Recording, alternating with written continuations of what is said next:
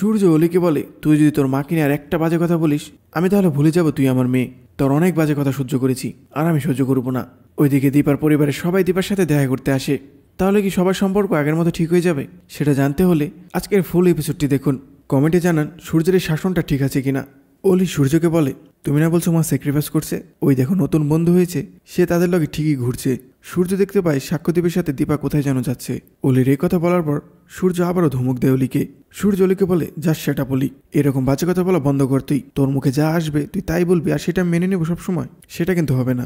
আমি তোকে last warning দিচ্ছি, এটাই তোর লাস্ট ওয়ার্নিং। অলি বলে, আমাকে ওয়ার্নিং দিয়ে লাভ নেই, তুমি একটু মার দিকে দেখো। চারু বলে, না অলি, তোমার বাবার সাথে এইভাবে কথা বলতে পারো না তুমি। ওই মহিলা কোন দিক দিয়ে খারাপ আছে? ওই মহিলা নিজের লাইফে ঠিকই হ্যাপি আছে, আমরা হ্যাপি নেই। আর ওই মহিলা যতদিন আমাদের লাইফে থাকবে আমরা হ্যাপি থাকবো না।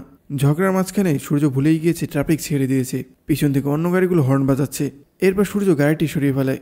সূর্য গাড়ি সাইড করে অলিকে আবার বলে, তোর কোনো ধারণা আছে তোর মা আমাদের জন্য কতটা স্যাক্রিফাইস করছে? কোন পরিস্থিতির মধ্যে দিয়ে গেছে তোর মা? অলি বলে, আমাদের লাইফ যে স্পয়েল হচ্ছে, চারুকে তুমি কবে বিয়ে করবে বলো? মাকে নিয়ে ভাবা তুমি বন্ধ করো। মা কিন্তু একা নয়, মার পাশে তার বন্ধুরা রয়েছে। আর এই যে এখন ভালো মা হওয়ার অ্যাক্টিংটা করছে না, এর জন্য আমি ওনাকে আরো ক্ষমা করবো না। সূর্য বলে, তুমি ক্ষমা করার কি? একটা কথা ভালো করে শুনে রাখলি, তোর মুখে যদি আবার আমি এরকম কোনো কথা শুনি তোর মাকে নিয়ে, তোর কপালে অনেক দুঃখ আছে। তোর মার সাথে আমার দেখা হোক বা না হোক, এ কথা আর বলবি না তুই।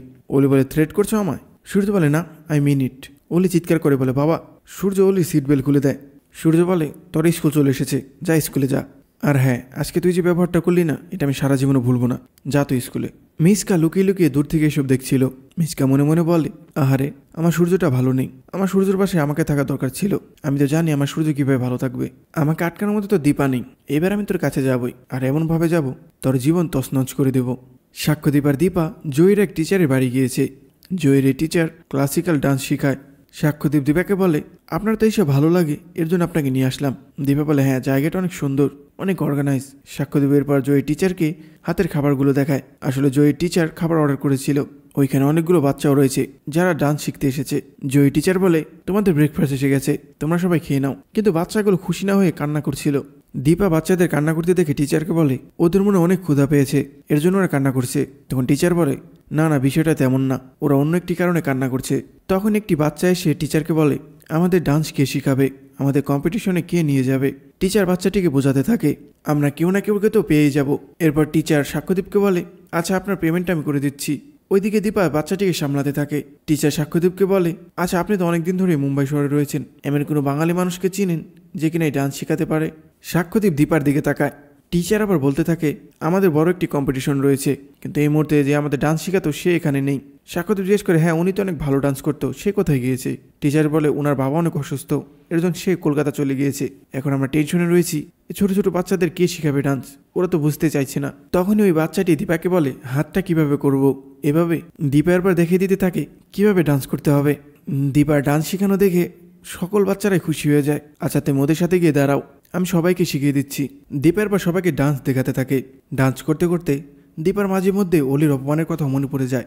দীপার ডান্স শেষ হলে পরে ওদিকে দেখানো হয় গুন্ডারা জয়কে ধরে মারছে। গুন্ডারা জয়কে বলে, আমাদের টাকাগুলো দে। এরপর একটি গুন্ডা জয়ের পকেট থেকে কিছু টাকা বের করে নেয়। জয় বলে, এই টাকাগুলো নেবেন না, 5 দিন তো সময় দিয়েছেন, এই টাকাগুলো নিয়ে গেলে পরে আমি আমার বউ বাচ্চাকে কী খাওয়াবো? গুন্ডাটি বলে, আজকের মতো এই টাকাগুলো নিয়ে গেলাম, কালকে আরও বেশি টাকা আনবি। এরপর গুন্ডাগুলো চলে যায়।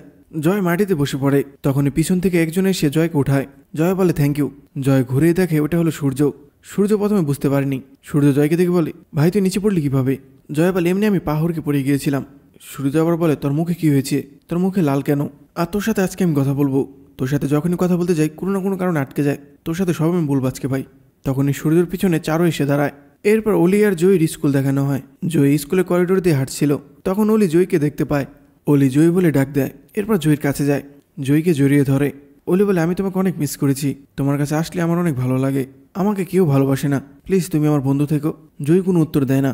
জয়ীর আবার কালকের অলির বলা কথাগুলো মনে পড়ে যায়। অলি বলেছিল রূপা মরে গিয়েছে, এর জন্য জয়ী অলির হাত সরিয়ে দেয়, ওখান থেকে সরে যেতে থাকে। অলি আবার বলে, তোমার কিসের এত রাগ আমার উপর? আমরা না বেস্ট ফ্রেন্ড ছিলাম? জয়ী মনে মনে বলে, তুমি আমার জীবন থেকে সব কিছু নিয়ে নিয়েছো, তোমার সাথে আমি কিভাবে বন্ধুত্ব রাখবো? অলি আবার জিজ্ঞেস করে, তুমি আমাকে কেন সরিয়ে দিলে? আমাকে তো কেউ ভালোবাসে না। তখন জয়ী বলে, কেন অলি? তোমাকে তো তোমার বাবা মাথায় করে রাখে, তিনি সব ভুলে তোমাকে নিয়ে বাঁচে, সেটার পরে তোমার ভালোবাসার অভাব কিভাবে হয়? তারপরে তুমি বারবার কেন বলো তোমাকে কেউ ভালোবাসে না? অলি বলে, তুমি আমার সাথে এইভাবে কেন কথা বলছো? জয়ী বলে, তুমি আর আমার কাছে এসো না, আমি আর খারাপভাবে তোমার সাথে কথা বলতে চাই না। অলি বলে, কি এমন চেঞ্জ হলো আমাদের মধ্যে? জয়ী বলে, সব কিছু চেঞ্জ হয়ে গিয়েছে।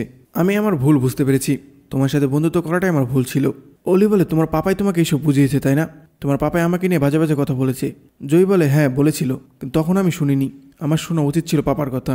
এখন আমি পাপার কথা বুঝেছি, তাই আমি পাপার কথাই শুনবো। আমার থেকে তুমি দূরে থেকো। এইটা বলে জয়ী ওখান থেকে চলে যায়। আর অলি দাঁড়িয়ে দাঁড়িয়ে কান্না করতে থাকে। অলি বলে, সবকিছুর জন্য দায়ী মা, মাই সব শেষ করে দিল। জয়ী মনে মনে বলে, তুমি সবকিছু কেন শেষ করলে হিংসুকুটি? একটা সময় আমি তোমাকে বলেছিলাম আমি তোমাকে আগলে রাখবো, এখন মনে হয় সবকিছুর জন্য তুমিই দায়ী। আমাকে তোমার লাইফ থেকে এমনভাবে মুছে ফেললে যেন আমি ছিলামই না। সেটা নয় মানলাম, তুমি মাকেও তোমার জীবন থেকে মুছে ফেললে। তুমি এতটাই স্বার্থপর। জয়ীও কান্না করতে থাকে। জয়ী আবার মনে মনে বলে, আমি তোমাকে জীবনেও ক্ষমা করবো না, শুধুমাত্র তোমার জন্য আমার আর আমার মায়ের জীবন উলটপালট হয়ে গেছে। এটা বলে জয়ী কান্না করতে থাকে। দীপার ডান্স শেষ হলে পরে সাক্ষ্যদীপ মনে মনে বলে, আমি জানি মিসেস সেনগুপ্ত, এ বাচ্চাদের মাঝে আপনি আপনাদের মেয়েকে খুঁজে পেয়েছেন, আপনি আপনার শৈশবকে খুঁজে পেয়েছেন। আপনার চোখের জল সেটাই বলে দিচ্ছে। আপনি আমার মেয়ের জন্য অনেক কিছু করেছেন, তাই বন্ধু হিসেবে আমিও চাইবো আপনি হ্যাপি থাকুন। বাচ্চাগুলো এসে দীপাকে বলে, তুমি অনেক ভালো ডান্স করেছো। তখন দীপা বলে, তোমরাও ভালো ডান্স করেছো, চলো এখন খেয়ে নেবে। দীপা টিচারকে বলে, খাবারগুলো ঠান্ডা হয়ে যাবে, বাচ্চাগুলোকে এখনই খেতে দিন। এরপর টিচার বাচ্চাগুলোকে খাওয়াতে যায়। টিচার দীপাকে বলে, আপনি জানেন না আপনি কী কাজ করেছেন। আপনার মতো মানুষের কাছ থেকে ওরা যদি ডান্স শিখতে পারে তাহলে খুব ভালো হয়। দীপা বলে, আমি শিখাবো? টিচার আবার বলে, আমি যা বুঝলাম নাচ আপনার আত্মার মধ্যে রয়েছে, আর আপনার মধ্যে টিচার হওয়ার গুণও রয়েছে। দীপা বলে, আপনি আমাকে টিচার বানাতে চান তাই তো? তখন টিচার মাথা নাড়িয়ে হ্যাঁ বলে। দীপা বলে, আমি রাজি, আমি সকালে এসে ওদের ডান্স শিখিয়ে যাব। সপ্তাহে 3 দিন তাই তো? তখন টিচার বলে, হ্যাঁ 3 দিন। আমার 7 দিন হলে সমস্যা নেই। আমাদের রেস্টুরেন্টে 9টায় ঢুকতে হয়, কিন্তু ওপেন হয় 11টায়। আমি পারবো। টিচার বলে, আমাদের 3 দিন হলে চলবে। আমি ভাবতে পারিনি আপনি এত সহজে রাজি হয়ে যাবেন। দীপা টিচারের হাত ধরে। দীপা বলে, টাকা দিবেন? নাচ শিখালে টাকা দিবেন তো আমাকে? জানেন আমি নাচের কম্পিটিশনে ফার্স্ট হয়েছিলাম। টাকার কথা শুনে টিচারের মুখ কালো হয়ে যায়। এরপর টিচার বলে, আসলে এখানে তো সবাই নিজের প্যাশনের জন্য আসে, কিন্তু আপনি তো আপনার ফ্রির জন্য উৎসাহী। আমি তো আপনার নাচ দেখে সেটা ভাবিনি। সাক্ষ্যদীপ কিছু বলতে গিয়েও থেমে যায়। দীপা টিচারকে হাত জোর করে বলে, স্যারের মেয়ে অপারেশন হয়ে গেলে পরে আমি আর টাকা নিব না। আমি এরপর থেকে ফ্রিতে শিখাবো, কিন্তু তার আগে আমাকে টাকা দেবেন। আমার টাকার খুব দরকার। এটা শুনে টিচার দীপাকে বলে, আপনি মিস্টার সরকারের মেয়ের জন্য এইভাবে টাকা জোগাড় করতে চাচ্ছেন? সাক্ষ্যদীপ একটু লজ্জিত বোধ করে বলে, মিসেস সেনগুপ্ত চলুন আমাদের কাজ শেষ, আমরা যাই। কিন্তু টিচার দীপার হাত ধরে বলে, আমাকে ক্ষমা করবেন ম্যাডাম, আমি আপনাকে ভুল বুঝেছিলাম। আমি তো জানি বিগ বং রেস্টুরেন্টে কীরকম আগুন লেগেছিল। আপনি যে আপনাদের রেস্টুরেন্ট জন্য এইভাবে টাকা জোগাড় করবেন আমি ভাবতে পারিনি। একটা মানুষ যে নিঃস্বার্থভাবে অন্যের জন্য উপকার করতে পারে এই আমি প্রথম দেখলাম। দীপা বলে, হ্যাঁ করা যায়। সাক্ষ্য স্যারের মা আমার মতো অভাগীর জন্য যে কাজ করেছে সেই ঋণ আমি কোনোদিন শোধ করতে পারবো না। সাক্ষ্যদীপ দীপাকে থামানোর চেষ্টা করে। দীপা বলে, আমরা মানুষের খারাপ গুণগুলো জোর গলায় বলি, তাহলে ভালো গুণগুলো কেন বলবো না? সাক্ষ্যদীপ বলে, ঠিক আছে এখনকার মতো বাদ দিন। টিচার দীপাকে বলে, আপনার এই গুণের জন্য আমরা আপনাকে টাকা দিতে পারবো না, কিন্তু আপনার নাচের জন্য আমরা আপনাকে টাকা দেব। কিন্তু আমরা একটা ফ্রিতে সার্ভিসও চাই। আপনি আমাদের বাচ্চাদের শিখাবেন কিভাবে মানুষের পাশে দাঁড়ানো যায়। দীপা টিচারকে থ্যাংক ইউ বলে। দীপা এরপর সাক্ষ্যদীপকে বলে, স্যার আপনার মেয়ে চোখে দেখতে পাবে, ঠিক পাবে। আমি চাই সব বাচ্চারাই ভালো থাকুক, তাদের মায়েদের কাছে হ্যাপি থাকুক। এরপর সাক্ষ্যদীপ আর দীপা রেস্টুরেন্টে ফিরে আসে। রেস্টুরেন্টে ঢোকার সাথে সাথে সাক্ষ্যদীপের হাত থেকে ব্যাগ ছিঁড়ে ফলগুলো পড়ে যায়। সাক্ষ্যদীপ বলে, আমি বুঝি না এই কাগজের ব্যাগে ভারী ভারী ফলগুলো কেন দেয়। তখন দীপা বলে, প্লাস্টিকের ব্যাগের থেকে কাগজের ব্যাগে অনেক ভালো, এতে পরিবেশের কোনো ক্ষতি হয় না। দীপা ফলগুলো এরপর উঠাতে থাকে। একটি ফল দূরে গিয়েছে, সেটা দীপা উঠাতে যায় আর দেখে দীপার সামনে একজন এসে দাঁড়িয়েছে। দীপা মুখ তুলেই কাকিয়া বলে ডাক দেয়। কাকিয়া দীপাকে বলে, 5 বছর। 5 বছর অনেকটা সময় দীপা। দীপা বলে, হ্যাঁ 5 বছর কেটে গেল, কতদিন পর তোমাকে দেখছি কাকিয়া। তখনই পিছন থেকে একজন বলে, আমিও দীপা। দীপা লোকটিকে দেখে বলে, কাকাই। এরপর ওখানে দীপার মাও চলে আসে। দীপা সবাইকে দেখে খুশি হয়ে যায়। দীপা দীপার মাকে দেখে মা বলে ডাক দেয়। দীপা বলে, মা তোমরা এখানে? দীপার মা বলে, আমি বলতে চাইনি ঠিকানা, কিন্তু ওরা এমন জোর করলো আমি বলতে বাধ্য হলাম। কাকাই বলে, দেখা তো আমাদের করতেই হতো দীপা, কোথায় আর কতদিন তুমি আমাদের থেকে দূরে থাকবে? ভালোবাসার সম্পর্কে একটা টান তো থাকবেই। দীপার মা দীপাকে বলে, মা রে এমনভাবে শুধু তাকিয়ে থাকবি, আমার কাছে আসবি না? দীপা এরপর দীপার মাকে জড়িয়ে ধরে। সাক্ষ্যদীপ শুধু দাঁড়িয়ে দাঁড়িয়ে এসব দেখতে থাকে।